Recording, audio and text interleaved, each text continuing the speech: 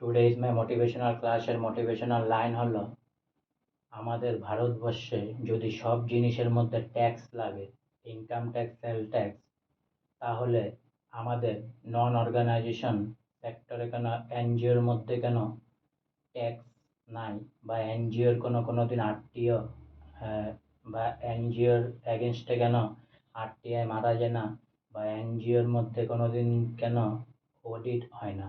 এসবও audit হতে হয়, কারণ এনজিও আমাদের ভারতবর্ষকে লুটে বুটে খাচ্ছে।